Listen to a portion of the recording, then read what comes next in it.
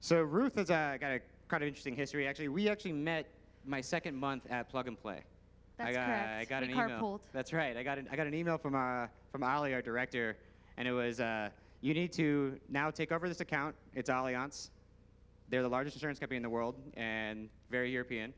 And I was definitely a little bit worried about that. And then it was, and their ventures unit is here, and you need to drive them from San Francisco down to the office. And I was definitely a little bit nervous, knew the industry, wasn't ready for an hour-long interview. But I have to say, when Ruth showed up, it was an absolutely wonderful ride. I think by the end of the drive, we were planning vacations together. So, Yes. so thank you so much for that. and truly, Thanks for the lift. of course. But truly one of the sweetest and most knowledgeable people I've met in the insurance industry, and I was very lucky to meet you early on. And so thank you for everything I've learned from you. Thank you very much.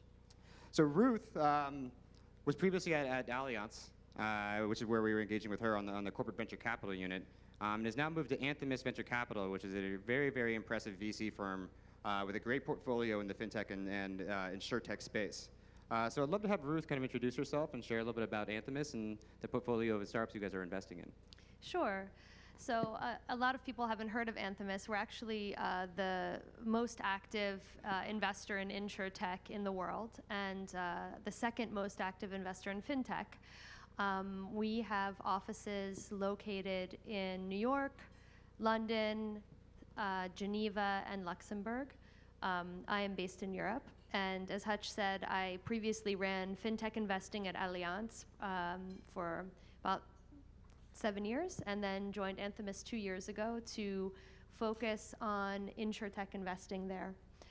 We invest from multiple pools of capital, and the particular vehicle that I run is one that looks at insurtech in the most broad definition possible, much like the definition that you guys have at Plug and Play. Really, insurtech, technology that impacts the insurance industry and adjacent industries where risk is a consideration. Wonderful. That's better stated than I've said all day today, so well said. And just quickly, are there any interesting portfolio companies that you would like to make note of? Yes, of course, all of our portfolio companies are interesting. Unfortunately, there are 80 of them, or maybe fortunately for you, I'm not going to name them all. Onsite IQ, whom you just saw most recently, is one of our portfolio companies. Coffee Labs presented this morning. Zappix, which is a data orchestration company focused on the automotive industry, is in the audience today. I don't know if they're here. Marcel's over there. If you want to do data orchestration in automotive, talk to him. Yeah, and so we do early stage investing. It's very much focused on the seed and Series A space at the moment. And so our companies are quite early stage and focusing on making disruptive changes to the industry. We do love disruption. So kind of carrying that forward, just as a general sense, what are some of the trends that you've seen that have really been outliers or really attention-grabbing for your firm as you're looking at distribution in the retail space? Yeah, I think that there are a couple of things I would say about distribution and retail more generally. I think some of the most exciting companies that have come up on the distribution side are companies that are really innovating at sort of every part of the value chain. So I think that in sort of the beginning, maybe InsurTech 1.0, before InsurTech was a term, we started to see some comparison websites springing up in different parts of the planet. And the thing that's really interesting about retail and the thing that's really interesting about distribution in general and insurance is that it's very geographically specific. So, in some ways, some of the largest and most disruptive InsurTech companies ever, like Policy Bazaar, is basically a price comparison website, not something that we would consider maybe particularly innovative, but obviously massively impactful in that specific market.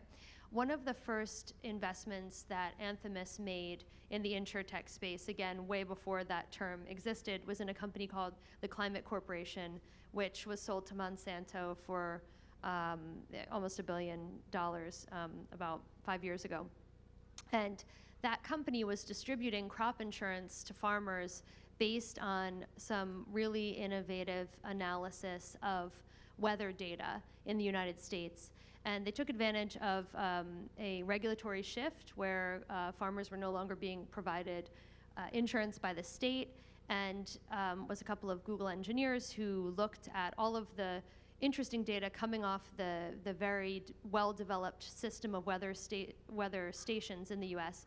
and said, yeah, wow, there must be something interesting we can do with this. They weren't insurance folks, but they quickly targeted that industry as being an industry where the analysis of this data would be highly relevant. And so they provided information to farmers. They asked farmers to provide them with information, and they provided value to farmers, and they also offered them insurance. And so what we at Anthemis started to see was, much like with financial services generally, a large innovation in insurance and in the distribution of insurance is that it is going to become embedded in other activities. We invested in a company called Cover with a Q, so QOVER, and basically they do what they call insurance as a service. They've created an API distribution which allows distribution of bespoke insurance products at the point of sale. And so anyone selling anything can offer an insurance for that product to their customers, which is, coming from the insurance industry, that was really something that we saw as the holy grail, sort of context-relevant insurance purchases, great. And so more and more we're seeing the ability to bundle insurance with a relevant activity and sort of making that sale embedded or invisible is a concept that we're very interested in. Absolutely. KPIs are the new APIs, or KPIs are for the APIs, right? It's how many integrations can we get, how we should be measuring how well integrated and embedded and invisible we are in terms of success. It's something that we mentioned earlier with Rob. It's something that we're seeing more and more of every day. I'm from the technology industry myself, as you are, so APIs are a common term we've heard for about a decade now, but it only seems to be making its way into the insurance industry today. So there's definitely a long way to go in terms of what embedded really looks like in the future of insurance. A lot of the value of this is driving down our customer acquisition costs. We share the same customers, we share the same data, and one of the questions, where there's a quote that Ali, our director, likes to share. It's, how do you beat a company with a $1.5 billion ad spend?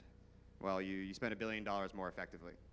And that's kind of the running joke here, but at the end of the day, that is the only way we're going to really drive change in this industry, is figuring out how to really drive down acquisition costs, become more natural, more embedded. And I guess what the interesting question I have here for you is, have you seen insurance startup companies or any examples of models or maybe value-added services that have really been able to effectively kind of drive down those market costs, or clever ways where a startup company might be able to take on a giant? Yeah, that's an interesting question. And I think that is something as an investor that I'm very conscious of is not only how high ad spending in this industry is, but also the very high correlation of market share to ad spend in the U.S. and the European markets. So it's a fair question. Nonetheless, we're seeing sort of upstart full stack insurance companies come out and sort of and be successful, and some that are also unsuccessful, as with the startup ecosystem. So I think probably my natural response would be, it's more likely than not that you will not beat insurance companies if you go toe to toe with them on their core business, and where in order to win, you need to be spending as much money as they are, because no one's going to give you that money, or a VC certainly isn't, and wouldn't be happy if you spent it that way. So the advantage really does need to come from technology. And I think that what's the reason that probably most people are sitting in this room is because what's happening in the startup ecosystem right now, and this focus on insurtech and interest in insurance, is incredibly beneficial to the industry. It can be beneficial, especially for the people who are really sitting here and engaging and are going into their organizations and trying to bring emerging technology into their organizations and really push things forward, despite the fact that that's very difficult. But I think that the sort of trendiness of the insurance industry is going to have a sort of net positive ambient effect in the fact that more people are getting educated about this industry, which is very interesting, and to which technology is very, very relevant. Absolutely. So the example that's on everybody's mind, obviously, is Lemonade. So Ruth, I understand that you actually did the due diligence and ran the deal for Allianz into Lemonade a couple rounds ago. Yes. And so recently they've raised $300 million. Google, Allianz, others invested, and I know it's been a couple of years since you worked on that, but what was it that was so attractive to you when you first looked at the Lemonade investment? And one interesting stat I want to throw out to the audience really quickly is, and I don't have this number locked down for sure, but roughly 90% of the customers buying Lemonade's rental insurance policies are first-time buyers of rental insurance, right? It's a materialization of a new market, right? And it really gone to market differently, and they've created this whole brand value that we haven't really seen in other insurtech startup companies. So what was it that was so attractive to you, and what have you seen in their distribution strategy that you think has been effective?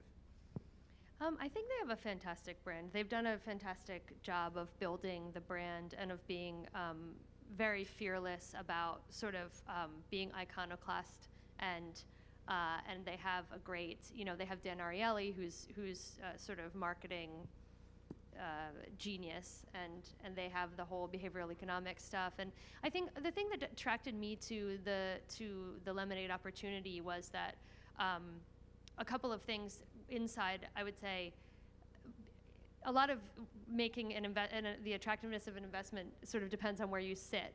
When I was sitting in Allianz at that time, we had divested of Fireman's Fund, so we had no P&C in the US, and I felt like part of my job was to build optionality for us. I knew the Lemonade team because a couple of my friends in New York had worked with Shai Wininger, who's the CTO, when he was at Fiverr. And so I sort of understood his pedigree, and I knew a bit about the way he worked, and I knew him. And I thought that he was exceptional, and I met the rest of the team and felt the same way. So I felt that it was an exceptional team, attacking a white space, so this sort of rental insurance, which is not compulsory, so it's not something that other companies were focusing on really effectively. And at the time that I invested, they had, it was far from one and done. I think that it was, they had a panel of risk cap providers, which was sort of, de-risked the investment slightly, and they seemed to have great investors around the table and a decent capital trajectory, which made their ability to be competitive credible. And so on that basis, I pushed the investment through, but it was difficult. And at the time, I had a lot of people both inside of Allianz and my peers in the industry telling me what a stupid investment it was. We'll see, right? I mean, the great thing about venture capital is that you really get to see. Absolutely. And you have some time to add to the portfolio and diversify the investments. Sure. So one of the big themes here is value-added services. So we've really seen a lot, especially in the P&C side. How can we bundle, maybe additional services that are relatively low cost to provide? We saw this with the Zenefits model, taking a commoditized software like accounting software and really going in at the HR department and solving a different problem for them to extrapolate data and upsell. Yeah. We've seen this more and more. Roadside services, financial robots in terms of advisory. And so what are the main advantages for the carriers to really start bundling these extra services on, and how is it driving costs for them? Yeah, I mean, I think that the idea of going from a products model to a services model is something that most insurers are very conscious of, and especially in a soft market, it feels very, very compelling. Motor or automotive, auto insurance is one of the obviously one of the lines where this feels really critical as we look at risk sort of receding from the driver and being embedded in the vehicle. I think that most insurers are saying, okay, well, if I no longer have a motor book, or it's cut in half in a pretty short period of time, where are my revenues coming from? And so the idea that insurers can create ecosystems of value and safety is really attractive. We see, I think that it really goes back to this concept of embedded insurance. There's another company in our portfolio called Flow, which is a smart water detection meter. They're based in LA, and they have used machine learning to detect micro leaks really at their inception. And it's pretty incredible technology. They're distributed in Home Depot. Most of their partners are in the construction industry, similar to Onsite IQ. There is a huge insurance component and a huge insurance advantage. And when you think about water damage and its impact on loss, it's sort of number one in homes. But they didn't distribute themselves as a retail insurance player. We're able to sort of say this service is really valuable. It provides safety. It de-risks. And I think Cherry Home was on stage today, and Notion, and these are companies which are saying, there's something about like this sort of buying protection versus sort of buying safety and buying a technology which has the ability to address risk in multiple ways. And by the way, it could also be sold in multiple verticals by multiple different partners. And going back to your question about, okay, how do you compete with the advertising? Well, maybe the answer is you don't. I think it's a good point. It's really about, how do we protect your life? What's that life look like? It's more services and really geared towards, this is not just protection. This is also a lifestyle. This is a life management, and the data being thrown off these things is incredible. It's a financial advisory app might give you indications of when somebody might buy insurance. Even look at the finance side. What's the most common way people go bankrupt? It's obviously, a health crisis. Why isn't the health insurance company really looking at managing the finances of those individuals? Because at the end of the day, that's really where it's going to hurt. And so I think it's a really good point that insurance companies, they have the ability to have really high upside, but they don't have to necessarily cut into their bottom line in order to do so. I think this kind of ties into the next question, which is, it's really about the customer service, right? It's like, how are we going to deliver our product to the customer? How is it going to be embedded? How it will be natural and flexible? And in that size, it really, really tends to come down to the back office. Now, one of the biggest misconceptions that we see in the insurance industry is that there seems to be a separation between customer experience and back office optimization. And at the end of the day, your experience is how you're interacting with that company, which all comes down to the back office logistics. Mm-hmm. So, and in your opinion, what is the importance here? And how have companies been able to really deliver a delightful experience by not even necessarily working on how it's designed, but how everything operates in the back end? Yeah, no, I think obviously user experience is massively important, but I think you can't have a great user experience if you don't have, if the rest of the value chain isn't well sorted. And again, to the lemonade example, I was like, okay, what's so great about this distribution? It's a chatbot, but the work that they were doing on data science was incredible. I think one of the things that really struck me when I first joined Allianz was, some of the challenges were so incredibly basic, and I'm sure that others can, there's no single insurer which is the only one with this problem. I'll give an example. The way that we gather data sort of on the contract level it's not viable to do the things that you're talking about, to be like a full services financial provider and really understand the customer and really understand all of their risks or all of the value that you can add. If someone, if you have Ruth Blader who owns a dog, who is different from Ruth Blader who owns a car, who is different from Ruth Blader who has children, there's absolutely no way that you can provide a holistic set of services which de-risk financial and other aspects of my life. The claims process was raised by a couple of the companies that were on stage earlier, and this is something that we take really seriously. I have a company in the portfolio called Omnius. They read and understand documents in order to sort of streamline and speed the claims process and policy comparison process. And this is something where we have the technology to make these processes fast and user-friendly and easy. And the claims process is the moment when we actually have contact to the customer. And it's really a very defining experience for customers, whether or not the company feels fair, whether or not they're taken into consideration, whether it's accurate, whether it's quick, whether it's easy. So I think that if we're not, the idea of focusing on distribution, I think is a real missed opportunity, because great distribution comes from great data science, great underwriting, really great claims processing. You can't really separate any of the layers of the value chain when you're trying to transform your organization. That's a really good point. I also like the example of OmniRisk. And correct me if I'm wrong here, but I understand that these algorithms, machine learning side, it really comes about how much data can we train off of. And I believe it was trained off the CAPTCHA program at Google, correct?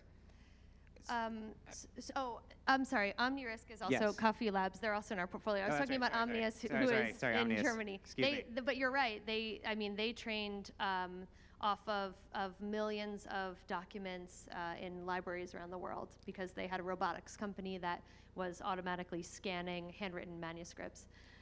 So this is a great example that I want to share with the audience. So essentially, every time you're going onto a website, you're typing in "I'm not a robot" and what those letters are.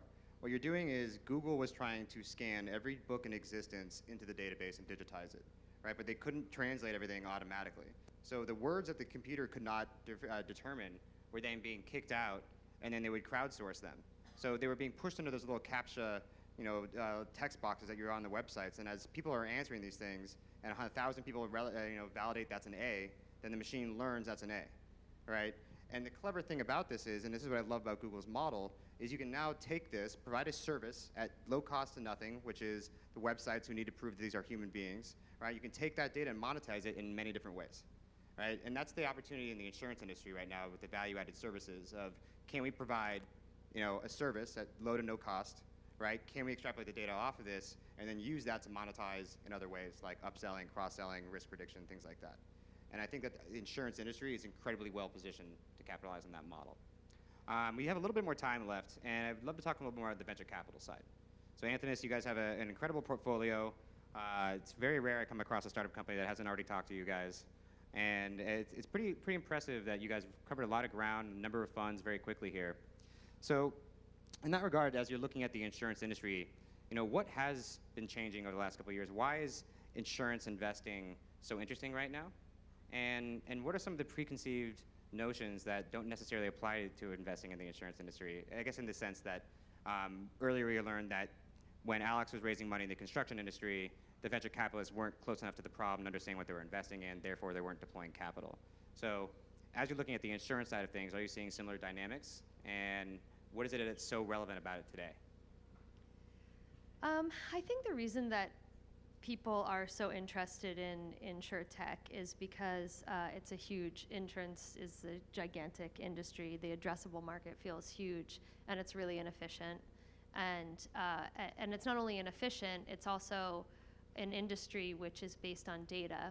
And the information revolution has created nothing if not technology that can better address data. So it feels really natural that emerging technology should have a lot to say about insurance. Similarly, insurance touches all parts of our life. So when you look at adjacent industries for which there could be insurance products or which, where risk is relevant, it's everything. There's nothing, insurance is the prerequisite for a modern economy. So I think, venture capitalists are pretty smart, and they saw that and they were like, oh, this seems really big. That said, I think it's a very complex industry, and it's a difficult industry to access from a kind of intellectual capital perspective and from a customer perspective. And so I've seen a kind of cycle where people got very excited about insurtech about 5 or 6 years ago, and then they were like, oh my God, the sales cycle is like 18 months. I don't want anything to do with insurance startups. And, and that's too bad. We're in a moment, I don't think it's a secret, where there's a lot of money in the market. So there hasn't been quite the crunch that you might expect with traditional institutional VCs sort of becoming scared of long sales cycles and really leaving, and then that capital moving very fast away from insurtech. The other big thing that's happened is that corporate venture capital, as you all know, is really vibrant in this space. So we have quite a lot of competition for deals, for most deals, I would say. That can be a dangerous dynamic, though, right? I mean, you have a lot of corporate venture capital, which is coming from a risk-bearing industry who analyzes risk in investing, although analyzing risk as it pertains to a venture capital investment is massively different. Different data, different concepts. You're betting on people. A lot of experience needs to be made there. Additionally, incentives are different. Target audiences are different. Is it ROI or strategic? You've come from the corporate side at Allianz, and now you're on the institutional side. So there's a lot of different ways you can go with this, but where do you see that friction? Do you see it changing? I think 3 years ago, the way CVCs were engaging with startup companies and the way they are today has changed quite a bit as well. But what has your experience been on kind of in both worlds, and what do entrepreneurs, what should they know about when deciding between a CVC and an institutional investor?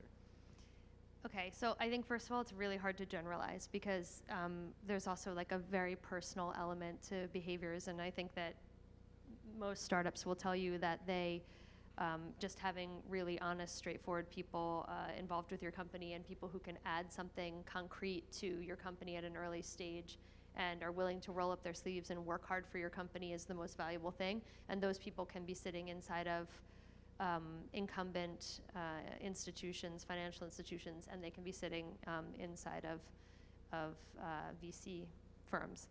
So that said, I think it's also really important to recognize that no venture investment is going to move the needle for an insurance company. It's tiny. The deployment of capital is such that it's extremely small, and so the failure, the risk of failure, is not as fundamental to someone like me who has to produce a return for my LPs, and that can be, I think, that can be very confusing. One of the things that surprises me a lot as an investor is that lots of times startups don't understand what it means to build a venture backable company, and so the first thing I do when I kind of start working with them is to explain like what our expectations are. And so it's good to have, I think, at the early stages, a board who is well aligned around the founder's vision for the company and also the sort of early KPIs that are going to be necessary to raise successful funding rounds. I think it's, I don't want to be negative. There's lots of different ways to engage with startups. I think I don't know that investing is necessarily, direct investment by insurance companies in startups is the most effective, although I've seen it work great, so it's difficult to generalize. It has had an impact on valuations because I think that one of the things that's tough is pricing a company, and I think that financial institutions by and large are a bit less sensitive about valuation than institutional investors. I couldn't agree more, and that oftentimes can alienate institutional investors. And so the question is, to that founder, do I want to run the risk of alienating somebody who, might be like that? Yeah. You say that, but it just feels so good. I think that for founders, it's very difficult to say, you know what, I'm going to go with a lower valuation because that, we're in a market dynamic right now where there's a lot of money, but if the music stops, I still want to have my chair. It's tough to, that takes a lot of discipline. Absolutely, 100%. Fanley, how are we doing on time? Can I ask the questions for the audience, or one question? All right. Anybody in the audience have a single question they want to ask Ruth up here? I can't log into the iPad, so if anybody sent one in, I forgot the password. You can ask me one question. Okay, so Joe Bay.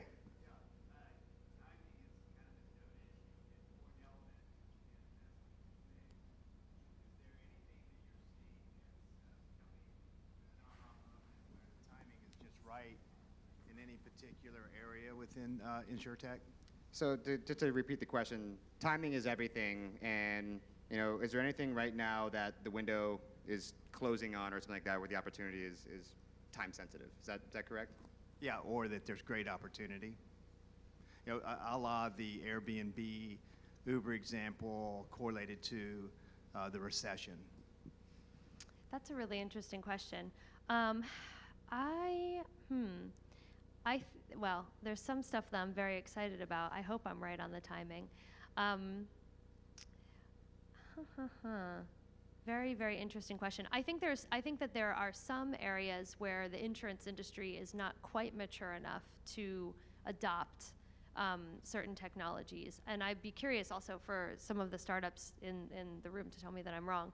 But I have seen over the past number of years a number of different data science companies which are looking to address the industry have a lot of difficulty gaining traction because the core systems space has been somewhat difficult to penetrate.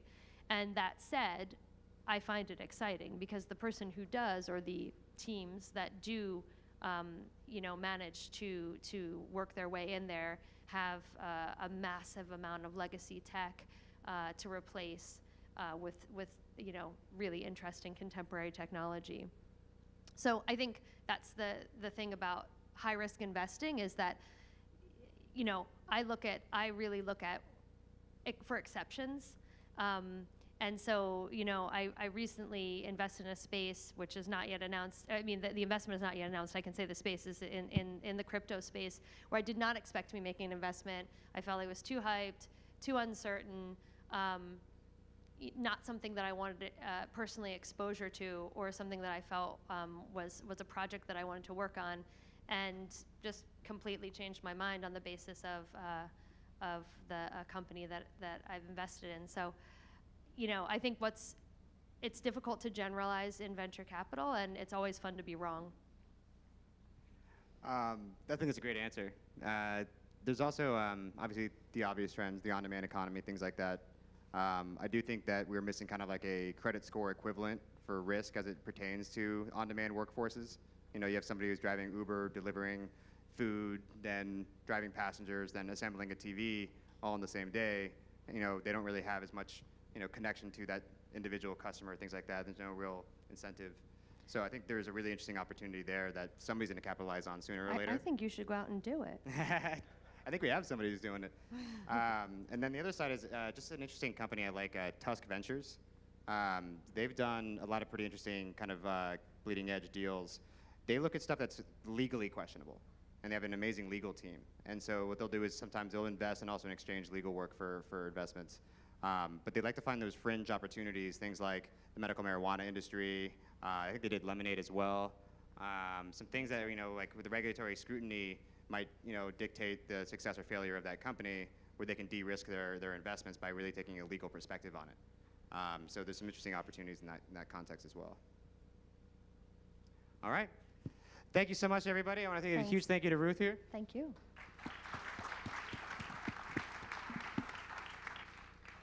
My team is mad at me for running over time as usual, so we're going to get started with the startups. Thanks, Ruth. All right, let me just grab the clicker.